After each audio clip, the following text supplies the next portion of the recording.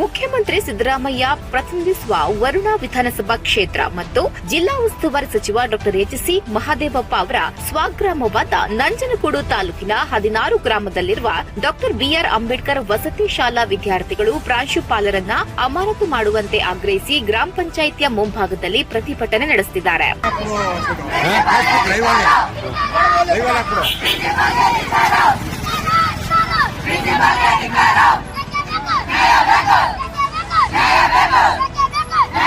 ಅಂಬೇಡ್ಕರ್ ವಸತಿ ಶಾಲೆಯ ವಿದ್ಯಾರ್ಥಿಗಳು ಗ್ರಾಮ ಪಂಚಾಯಿತಿ ಮುಂಭಾಗದಲ್ಲಿ ಜಮಾಯಿಸಿ ಪ್ರಾಂಶುಪಾಲರ ವಿರುದ್ಧ ಧಿಕ್ಕಾರದ ಘೋಷಣೆಗಳನ್ನು ಕೂಗಿ ಆಕ್ರೋಶ ವ್ಯಕ್ತಪಡಿಸಿದ್ರು.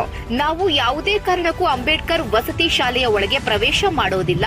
ವಸತಿ ಶಾಲೆಯಲ್ಲಿ ನಮಗೆ ಯಾವುದೇ ಮೂಲಭೂತ ಸೌಕರ್ಯಗಳನ್ನು ಕಲ್ಪಿಸುವಲ್ಲಿ ವಿಫಲರಾಗಿರುವ ಪ್ರಾಂಶುಪಾಲರಾದ ಪ್ರಸನ್ನಕುಮಾರ್ ಎಂಬುವರನ್ನ ಕೂಡಲೇ ಅಮಾನತು ಮಾಡಬೇಕು ಎಂದು ಪಟ್ಟು ಹಿಡಿದಿದ್ದಾರೆ. ಕುಡಿಯಲು ನೀರಿಲ್ಲ, ಬೆಳಕಿಗೆ ಶೌಚಾಲಯ ಇಲ್ಲ, ಮೂಲಭೂತ ಸೌಕರ್ಯಗಳು ಇಲ್ಲ, ಸರ್ಕಾರದಿಂದ ಬರುತ್ತಿರುವ ಸೌಲಭ್ಯಗಳನ್ನು ನೀಡುತ್ತಿಲ್ಲ ಎಂದು ಆಕ್ರೋಶ ವ್ಯಕ್ತಪಡಿಸಿದ್ದಾರೆ.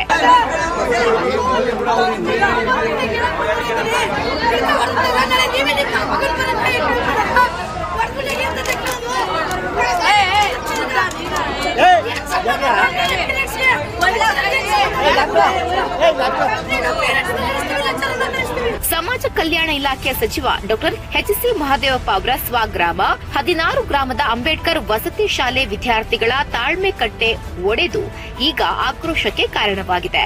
ಗ್ರಾಮದ ಸಾರ್ವಜನಿಕರು ಸಾಮೂಹಿಕವಾಗಿ ವಿದ್ಯಾರ್ಥಿಗಳ ಜೊತೆ ಕೈಜೋಡಿಸಿ ಪ್ರತಿಭಟಿಸುತ್ತಿದ್ದಾರೆ.